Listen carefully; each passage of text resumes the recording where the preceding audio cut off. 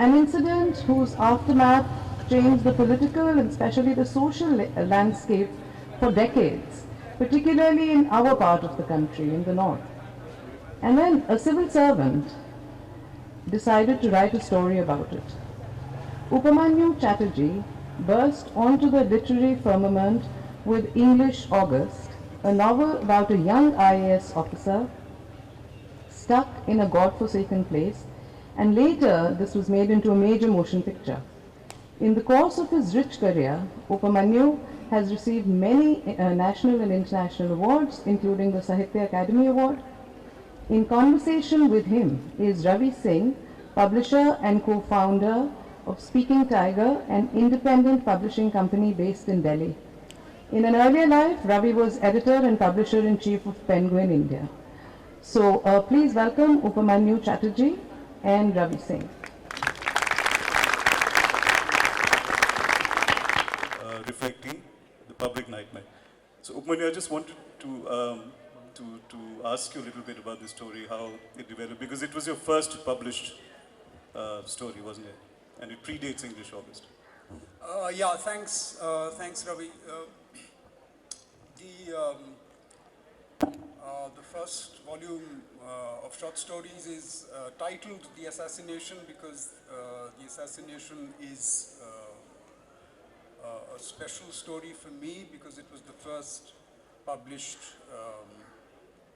short story.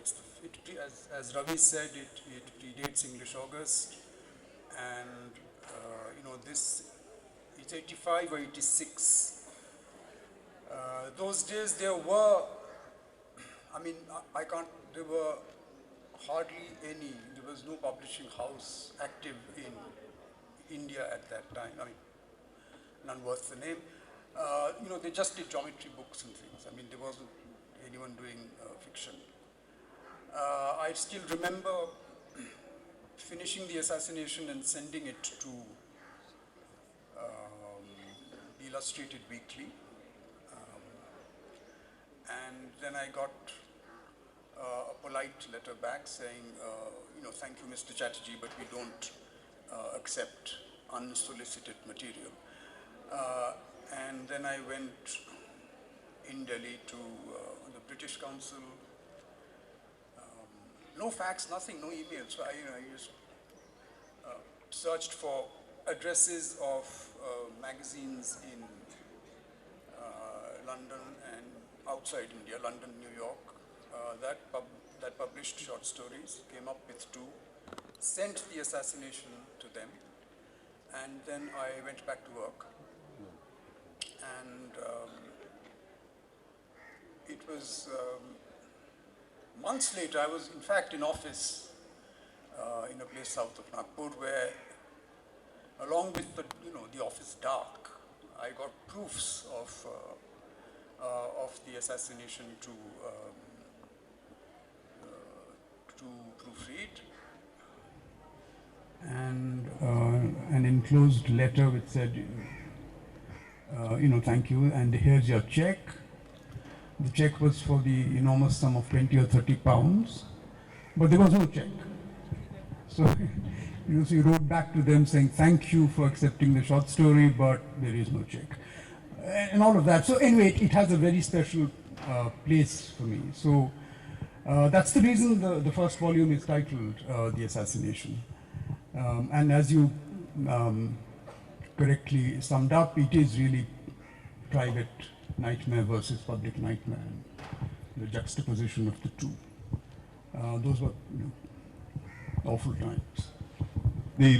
Just briefly staying with the story, the protagonist Bunny, was there one of your friends who later became a colleague who was the inspiration? Essentially the story, it's Bunny who is Sikh but has cut his hair, and then he goes to Mussoorie because he's feeling a little unwell, he's not quite sure what's wrong with him. He goes to Mussoorie where his parents are, and that is where, while it's discovered he has jaundice and he's bedridden, and it's physical kind of, the energy drains away. That's when he hears, and his parents also hear about the assassination, and then about the killings So it's all, at a remove in a sense. But no, coming back to this, so is there somebody who was an inspiration? No, some of that is obviously is demanded by whatever I wanted to say. Physical collapse, mirroring moral collapse. There is the loss of innocence, growing up, all of that through a traumatic event.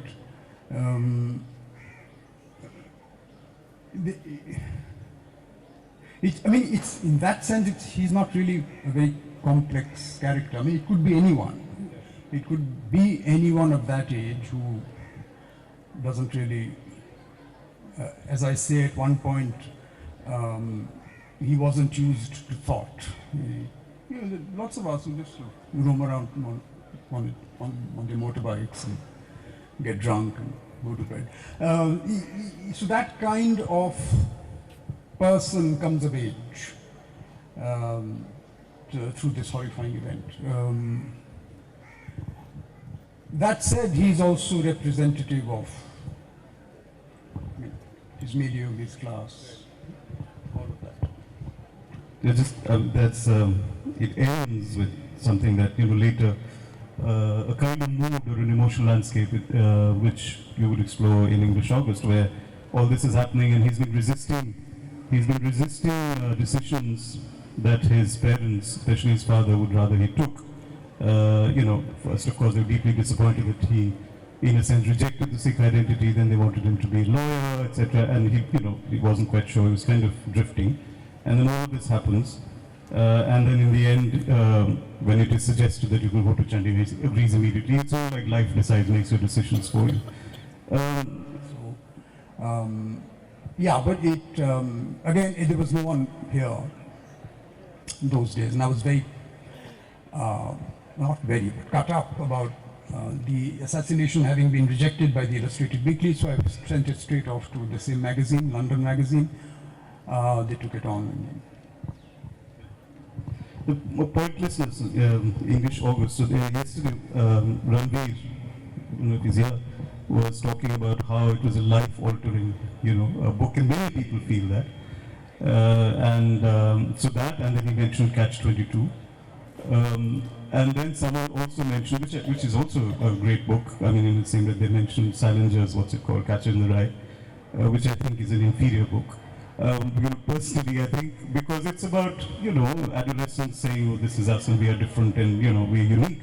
Whereas English August, I think, is about saying, no, we're not unique, everything's pointless, we're pointless. And it's, in a sense, making literature out of boredom and out of the just everyday dreadfulness of life,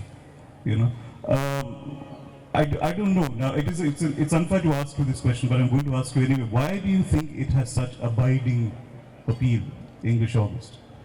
And it wasn't just a generation then, even young people now. I'm very, very happy that it has had such a long life.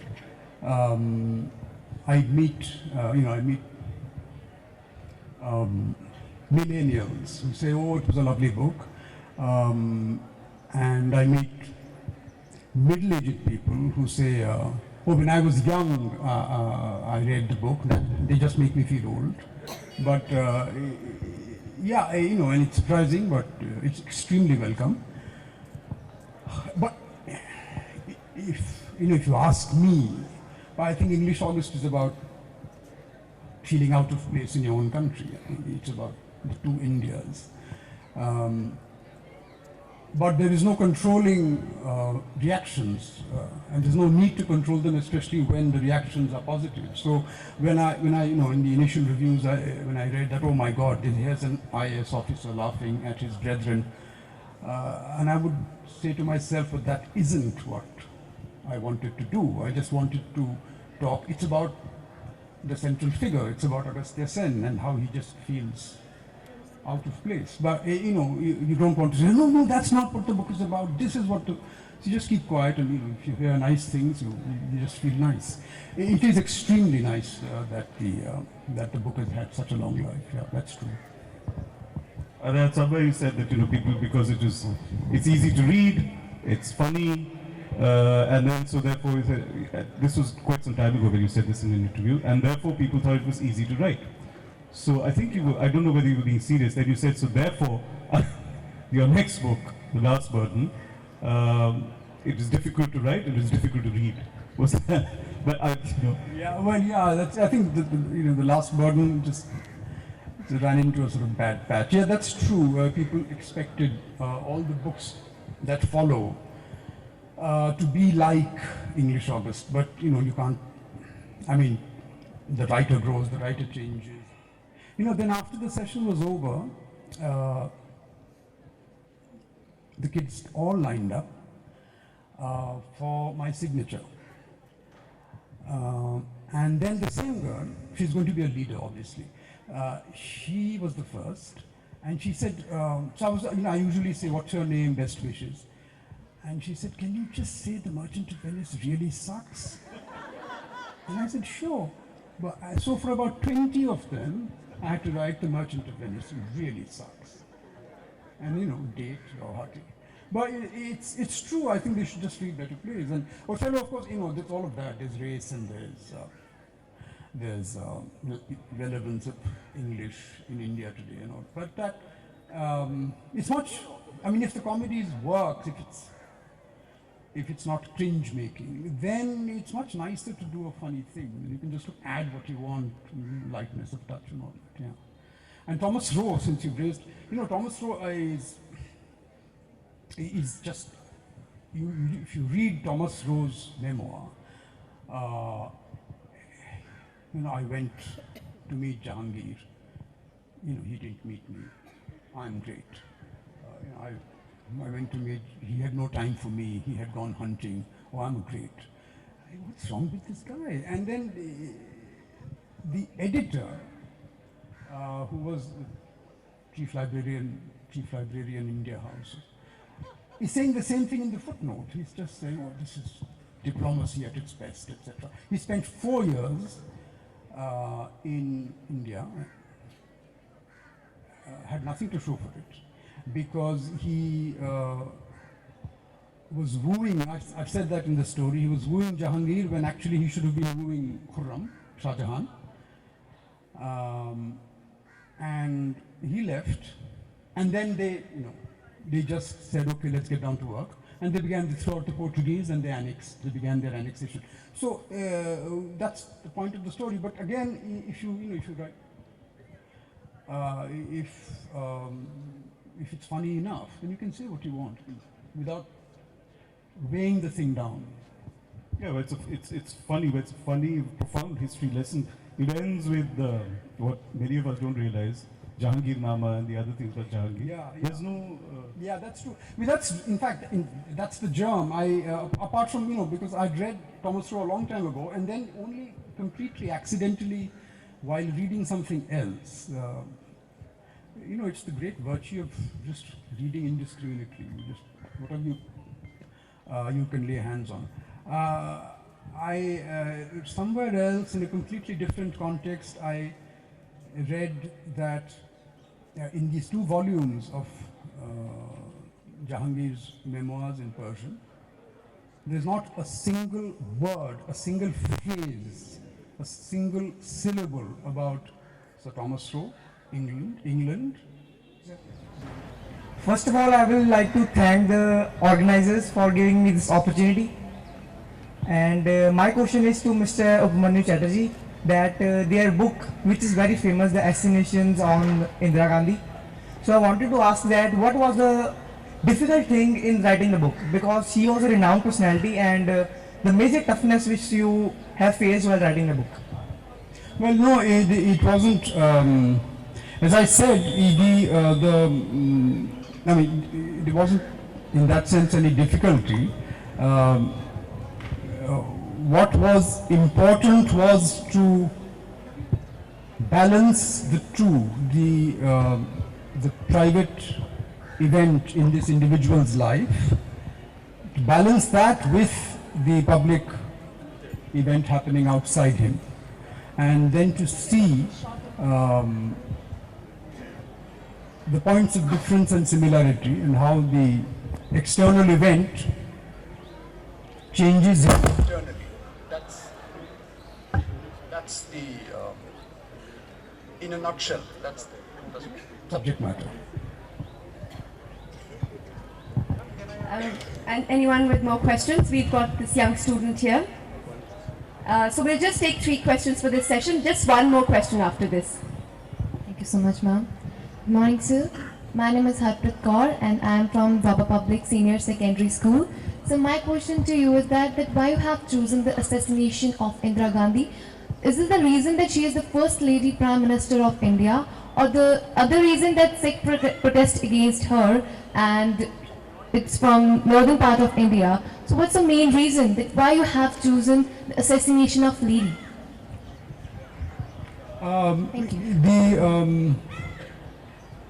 The incident, in one sense, chose itself. You know, when I was, I can't say growing up, I was already grown up. But at that time, it was one of the most horrifying incidents in the country, internationally as well. And it seemed very fitting, very appropriate to have that balance the individual calamity, the calamity in the individual's life. So I didn't have to, it's not as though I had a menu of options. It was okay, let's take that. No, it was just there, and you weren't born then. It was a horrifying time in New Delhi. It's not as though, there was a dreadful silence over this enormous city. You didn't hear anything. And you'd step out, there was no one on the road, there was no one on the streets. If you went, you found familiar houses and places burnt down. It was horrifying for someone who's not a Sikh, so it's not as though you felt, but you felt at the same time extremely personally involved, because even at a selfish level you could say, but this could happen to me. And there was no way out. It's not as though you could, it was horrible. I mean, I just, anyway.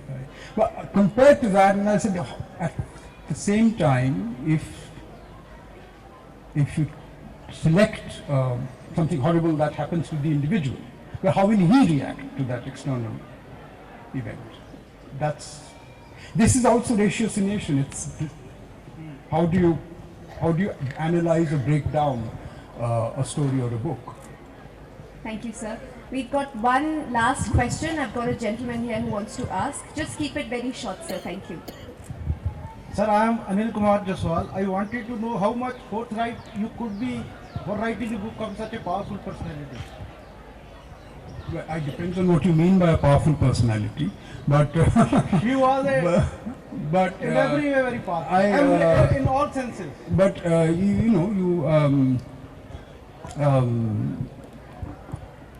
writing is just a way of giving shape to your own experience. Actually, it's something that you think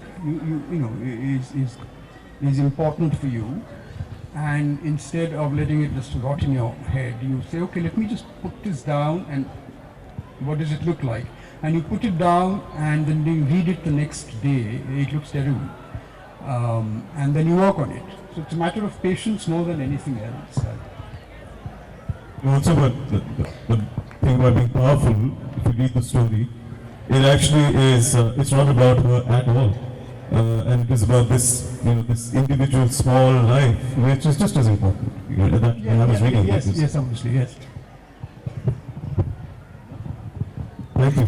Thanks a lot.